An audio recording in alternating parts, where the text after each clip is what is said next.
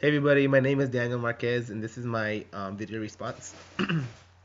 So I was gonna start off with theory X, and as you guys saw in the textbook, the first part of theory X is the average human being has an inherent dislike of work and will avoid it if he or she can. And because of this, some people must be coerced, controlled, directed, threatened with punishment to get them to put forth adequate effort towards the achievement of organizational objectives. So obviously Zappos is the complete opposite of this because as the second video showed, everyone loves going to work. It looks like a really fun working environment. I myself would love to work there. Um, Everyone has fun, and it says they let themselves make their own decisions, and of course that has a huge um, significant role as making effort and making success in the workplace because it doesn't have someone constantly breathing down your neck making sure you're getting your work done, because when you're a lot of times, I know me, when I'm working under pressure, um I don't get things to their full potential because I'm so nervous of doing the job right or getting yelled at. So I think that's really cool what Zappos does. So then in theory why, I wanted to talk about how the average human being learns under proper conditions not only to accept but to seek responsibility, and that's in theory why it's the fourth one down. This relates to, well, I saw how not only did the second video show us that they're very laid back, that they're very friendly, they're very approachable, because even the CEO, when he was speaking in the first video, he was wearing a t-shirt and a pair of jeans, and I think that was really cool because usually a CEO would come talk like in a suit and be intimidating. So I think the fact that he looks very down to earth and very approachable, I think that kind of shows a reflection of what the company is. And that was just you know solidified in the second video when we saw how working there is.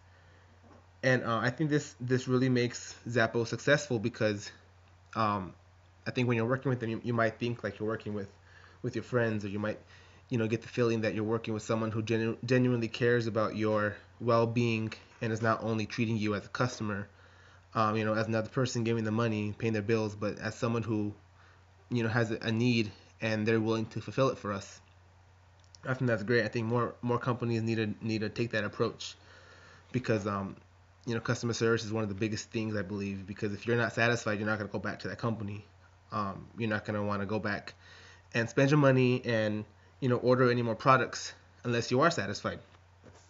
So talking about the four systems approach um, in the book, the leadership styles in this four systems approach are as follows. The first one, exploitative, authoritative.